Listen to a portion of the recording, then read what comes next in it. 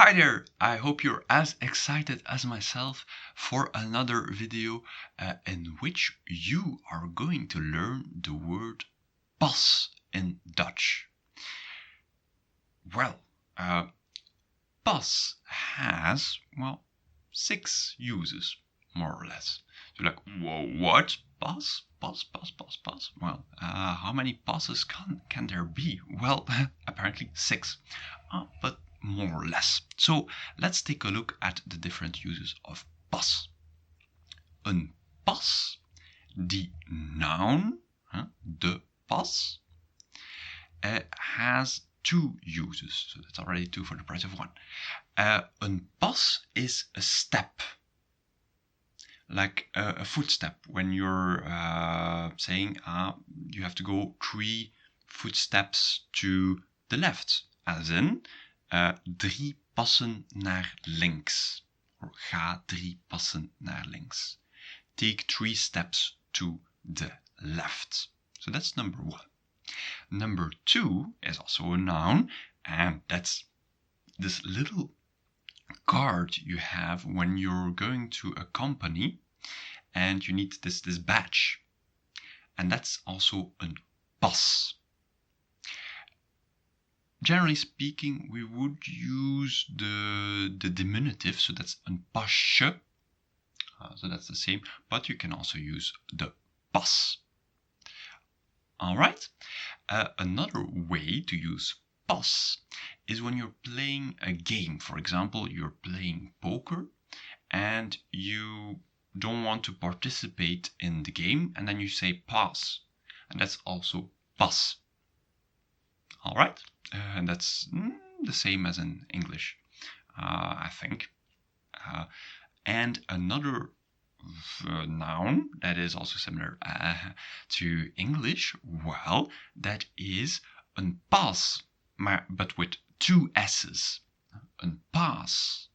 And that's in sport games, when you pass the ball to someone else, that's a pass. So we're already at 4. And now number 5 is a little tricky, because passen is also a verb. It means to try something on, as in, pas die broek eens.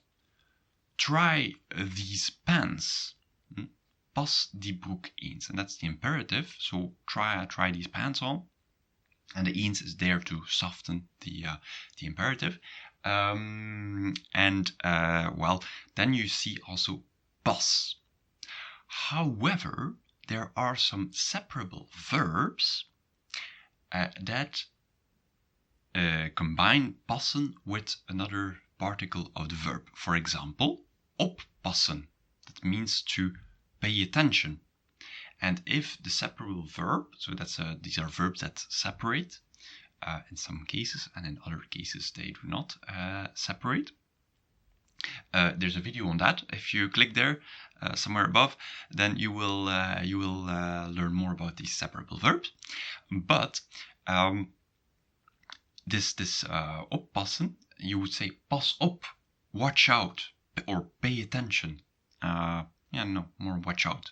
There's something dangerous going on. And then you would also see pas. Alright, so it's time for the 6th use, and the last one.